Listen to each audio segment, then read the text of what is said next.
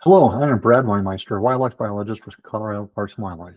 CPW is in the process of revising deer herd management plans in the Southwest region, which includes the groundhog mule deer herd.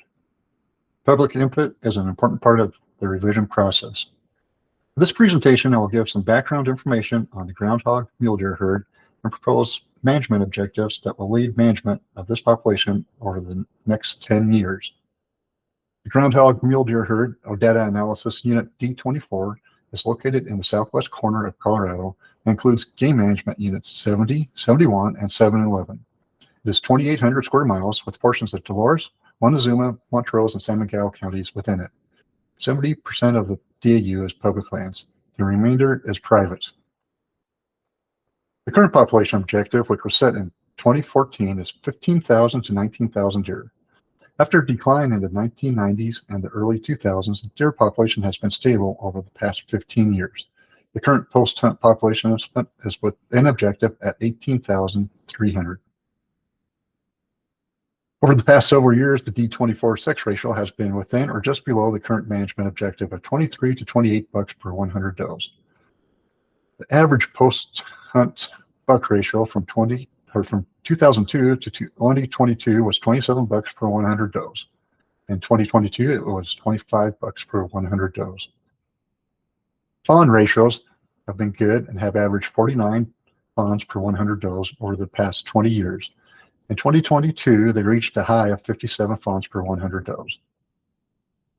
Buck harvest has varied over the last 20 years with a low of 959 bucks harvested to a high of 1,684. Last season, 1,250 bucks were harvested, which happens to be right at the 20-year average of 1,285. Success rates for hunters do not vary much, and the number of deer harvested is driven more by the number of licenses available. Prevent draw harvest is on private land through private land-only licenses or game damage permits. In 2008, a high of 776 does were harvested.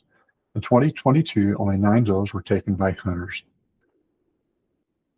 A significant concern in the DAU is the cumulative impacts due to human population growth to critical habitat, including winter range, migration corridors, production areas, and high elevation summer range.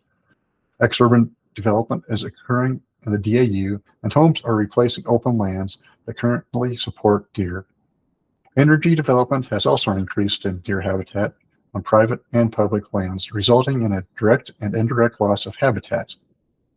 Lastly, outdoor recreation continues to grow, placing more people in the important deer habitat. Increase in recreation trails and recreation use is decreasing the amount of effective habitat. Managers and the public are concerned over the cumulative and prolonged impacts of development and recreation, which is disrupting migration and decreasing quality and quantity of habitats. Actions to enhance and protect important deer habitat will be essential to increase the deer population. Drought has been present in southwest Colorado for more than 2 decades. This has had negative impacts on deer habitat and has decreased the amount of and quality of forage. Quality habitat provides food, shelter, space, and water, and are important to produce robust mule deer populations. Game damage caused by deer is present in the DAU, but minimal. However, there are concerns about the distribution and harvest of deer. Portions of the deer population are most robust on agricultural fields and less so on public lands. To address this, managers would like to put more harvest pressure on those animals in agricultural areas and the non-migratory deer, and less harvest pressure on migratory deer and those using public lands. Chronic wasting disease was detected in the DAU in 2020 with a prevalence rate of 2.6%. Guidelines in Colorado Parks and Wildlife's Chronic Wasting Disease Response Plan will be used to address the spread of the disease. Hemorrhagic disease is also present in D-24. Within the DAU, the disease can cause die-offs of mule deer in the driest years. More common, though, are infection and sometimes death of individual animals with minimal impacts to the overall population. Based on feedback given by hunters over the past several years, through observation and past herd performance, CPW would like to see an increase in the population management objective for D-24. The proposed new objective would be 19,000 to 23,000 animals.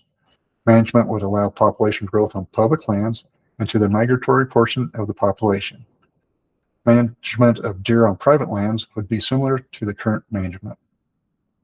CPW proposes to keep the same sex ratio objective of 23 to 28 bucks per 100 does. Please send any comments on the Groundhog Deer Management Plan and the proposed objectives to me at the listed email on the screen. Thank you for your time and participation.